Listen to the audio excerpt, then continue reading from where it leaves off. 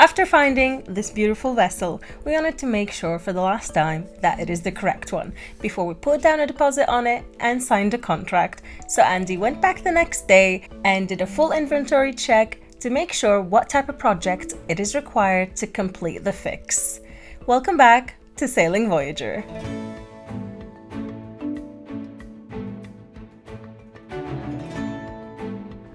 Hello internet people. So today I've come back to the boat to basically check a few extra things.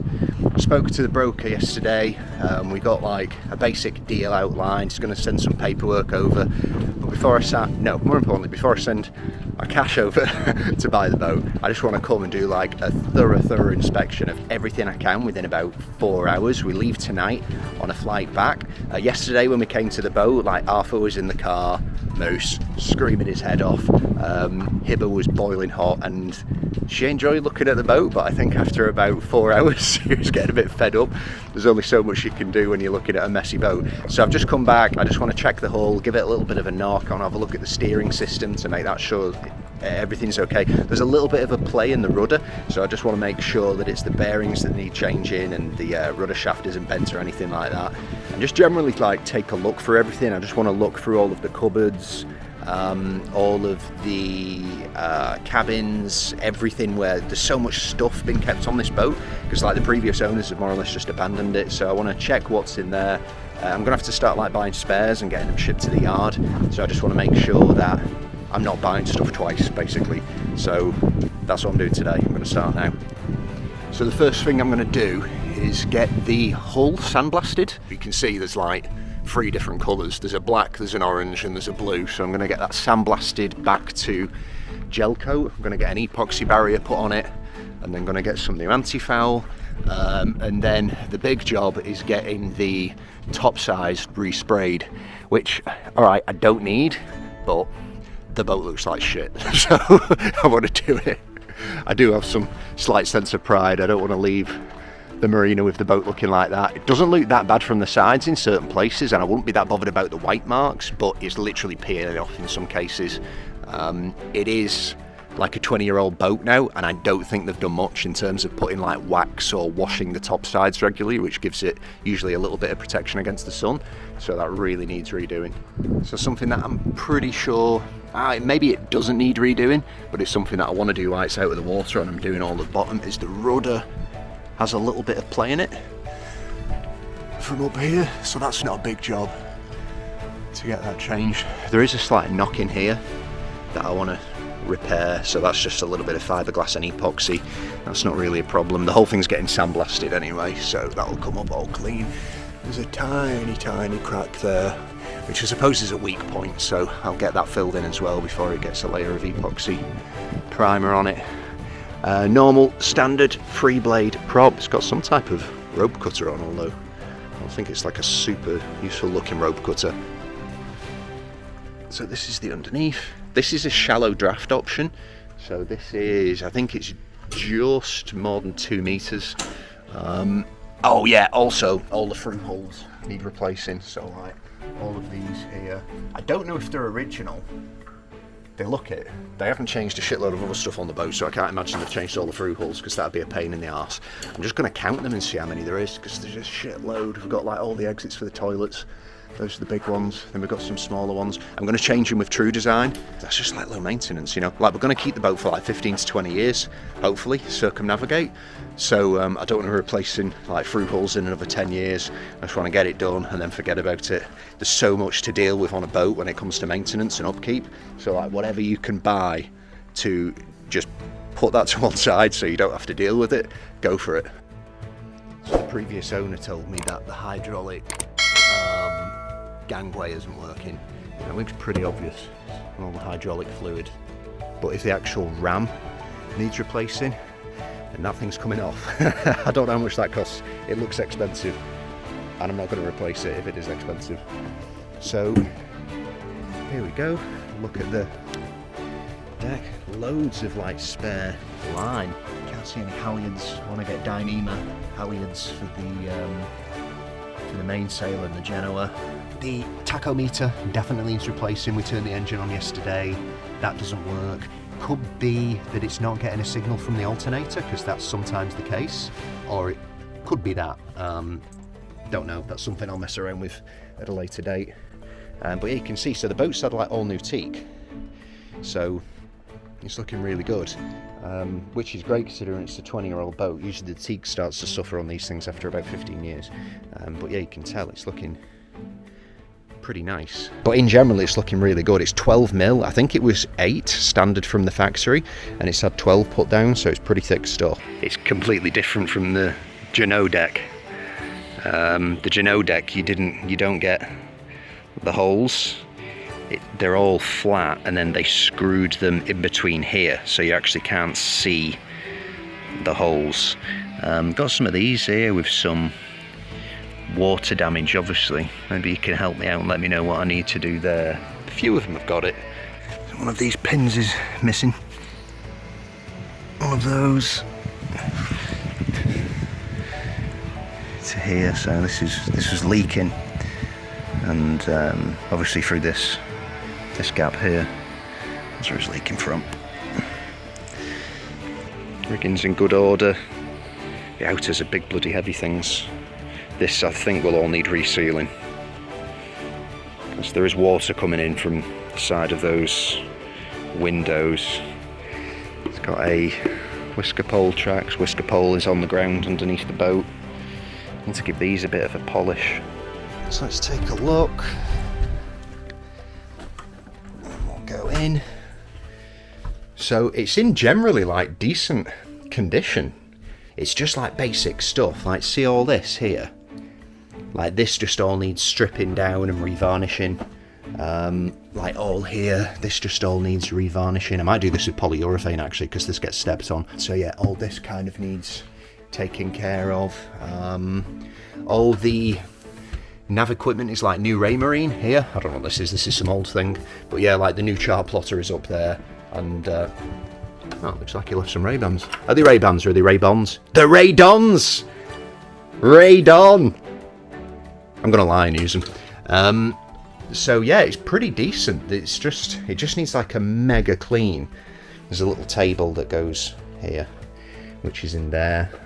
So yeah, you can see like here, it's just, you know, obviously little drips of water have come in over time. And I think the oven might be completely buggered. That might need completely replacing. So this looks like it's had its day and finished. Game over for this cooker. These are all the old sails, which apparently are an absolute write-off. This one's got UV damage, and the Jeanneau, which is in the locker up front, got blown out when the previous skipper was tacking through the Red Sea. So need new sails. This is a spare Jeanneau off like a 40-something footer, which I'm going to keep just in case the next Jeanneau blows out. Hopefully it won't. Lot of sanding and varnishing inside. I want to get it as nice as possible inside before we go cruising, because I'm a bit of a dirty dog, do you know what I mean? I don't mind sailing around on a boat that needs a bit of attention, but this is Hibber's first time living on a boat. It's my first time living on a boat, what the hell, but I've cruised pretty extensively. But yeah, because it's Hibber's home, as soon as she gets on it, I don't want her to be looking around and be like, oh, this needs doing or that needs doing. I just want her to be really, really comfortable from day one. So I'm going to make sure that everything looks as nice as possible within reason. And then yeah, Hibber's got some requests. She wants some LED strip lights putting in. Why not? So yeah, we're going to do stuff like that. These things are all like dirty, they've all got mould on them, you know, all these like, what they call, I think they're like ocean spray or something. James from Zingaro, he got a quote for like, I think his whole Ocean Air, that's it, to get like these things replaced. No, not replaced, but for like new ones. And apparently they're a super difficult company to deal with. Just going into the master cabin. So this here is the master forward, which is the charter version. So you've got like a strip of wood that can go down here. And then it separates itself into two cabins.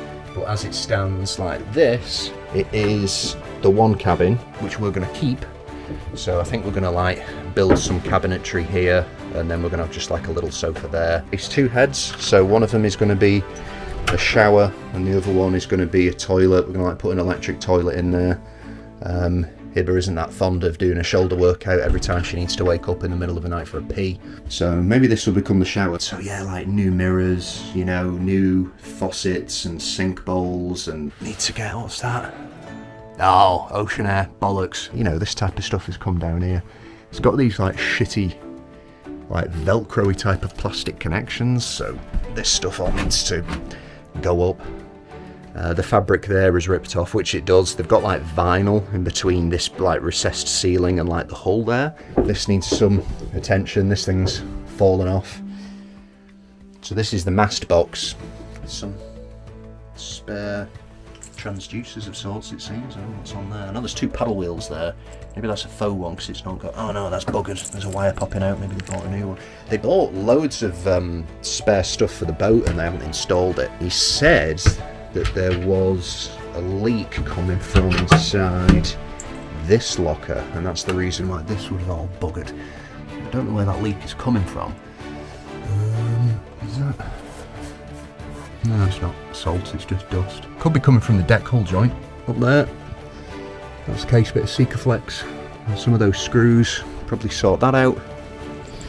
And so this looks like the 24 volt system under here.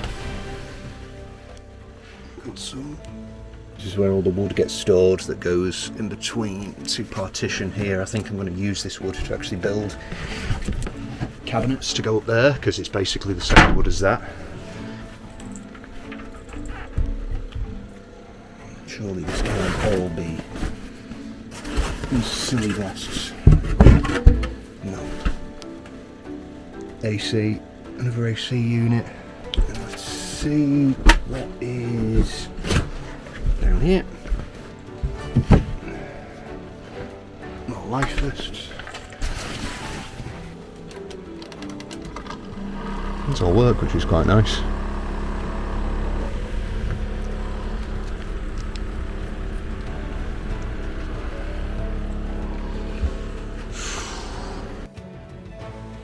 This is the chart plotter. Hybrid touch, quite a big one. He said it was a 9. NMEA, GA2000, transducer, network. Check on the manuals. So that's coming back in here. Some of this stuff needs like taking care of. Like this type of thing here. I think you can fix that type of stuff. It's not real leather, it's like fake leather. So yeah, like that stuff needs fixing out. Minibar, of course. Who doesn't need a minibar in the boat? So yeah, worktops are in decent condition. The corian looks fine. This shit all needs revarnishing. This all needs revarnishing. So this is like one of the aft cabins here. This will be where Moose sleeps. They've all got AC going to them, powered by the generator, which is down here. A bunch of these little toggle things need replacing.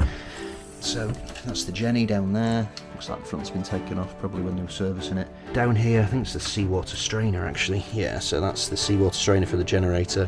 I think that is the diesel filter as well for the generator. Engine, oh yeah, so there's the engine. Looks like it needs a new seal. That's where the impeller goes. That's the water pump, so it looks like it needs a new seal where the water pump goes in, so that'll be something to look into. Turns over fine. We got it started like straight away first time. It worked great. That alternator could do with tightening up a bit because those are a bit loose. So slacken those bolts, push the alternator over a bit, and then that will tighten this whole system. Yeah, I like that. That's that shitty stuff there. That's breaking. That all needs replacing. This looks like a bunch of electronics. 24 volt system. Pretty sure that is for the electric bunches up above. Oh, there's so much electronics on this boat. All engine spares. That's quite cool. Just checked the engine oil, looks really clean, and also just took the rocker cover off to see if there was any dirt or crap that subsided in there. That looks all good. So you've got pretty good engine access in here. Like, yeah, here. So you've got your seawater strainer, you've got your oil dipstick on the other side. Here you can access the coolant as well, so you can check on your coolant. Oil filter there. Looks like there's an oil leak on the other side, which is dripping over one of the engine mounts, so I'll have to have a check on that to see if to see what's going on with that and if an engine mount needs replacing. We turned the engine on yesterday and there was like literally no wobble in it at all. It looked great, so I'd imagine it's going to be okay, but that's something I'll check when I come back. Changing an engine mount ain't a big deal. If there's something leaking, be a new gasket or a new pump or something like that, so it's all fixable. So the water heater is bust here. This says that's the water heater down here. So yeah, you've got like a little hatch that you open up here. Those are the water pumps for the sinks and the showers, that type of stuff. But I'll give it a go. I think once I get back in like January, I'll take it apart and see if it's just the elements inside. So these are the air conditioning units here. Klima Marine Air Conditioning, EV8 split EH. No clue what that means. So it's got 3 of those. It's got one for here, one for the back cabins, and then one for the forward cabins, I think. So yeah, this is the cool thing about getting a boat off an owner who hasn't bought another boat or just left the boat. It's like spares everywhere, stainless steel screws, so many of them, fuses, all different types of stuff, bolts, all stainless bolts there, so many. That's cool. Rivet gun, zip ties.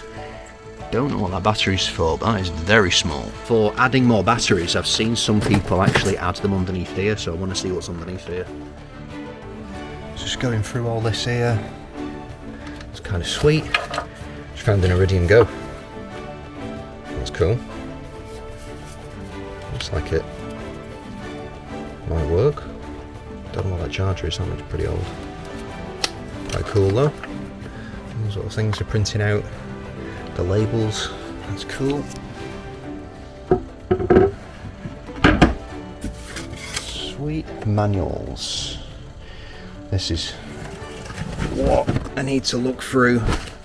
Hopefully manuals, receipts, history of everything that's been bought and purchased and taken care of and all that type of stuff. Hopefully that's all in here. Bloody heavy stuff, not sure if I can actually take it all with me. There's the owner's manual. Look at that. This is useless. I've taken a look through this before. It literally tells you nothing about the boat. This is what I want to check. I want to check the steering system before I go. Just make sure there's no bends on there, and that the wobbly rudder is just coming from this part and it's not like twisted up here. What's that? Fontanelle? No clue what a fontanelle is. That's French. Operator's manual for the Volvo Penta. That I will take with me. That is for the water maker, which is apparently buggered. I don't have any real interest in that. That's the inverter. I think there might be an on switch for the inverter though somewhere. There is that. Oh yeah, there you go.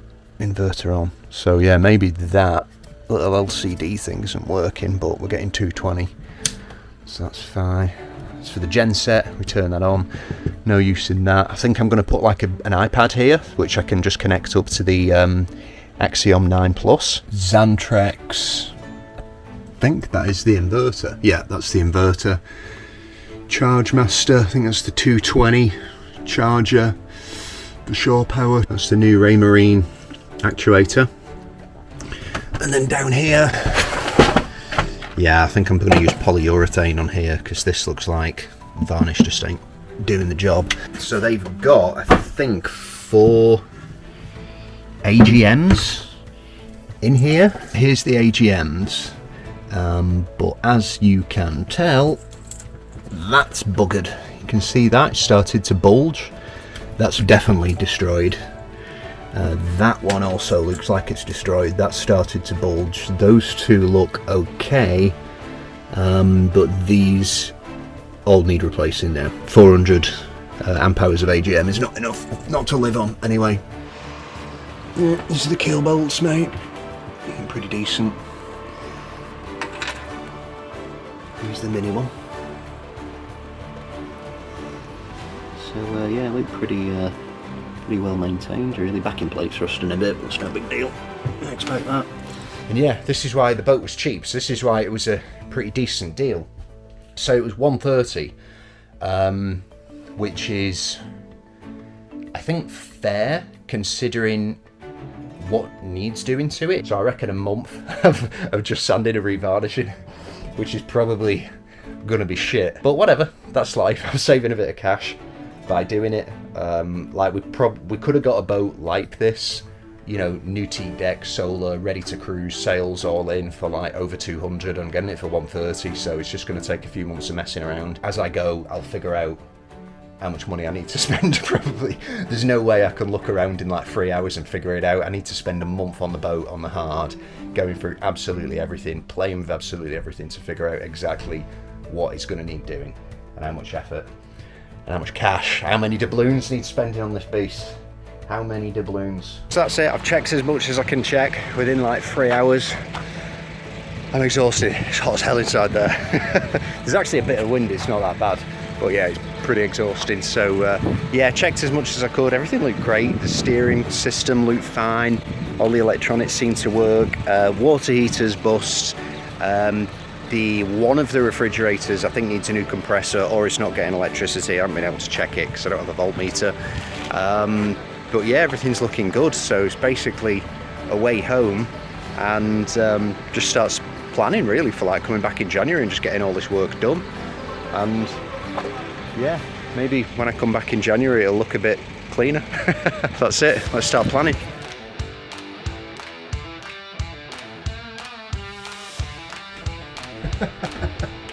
Disco time! So that's a Rockner 40 kg, £88. This is a 1500 gallon per hour and this is a 500 gallon per hour. Pretty bad for the lungs in this place at the moment.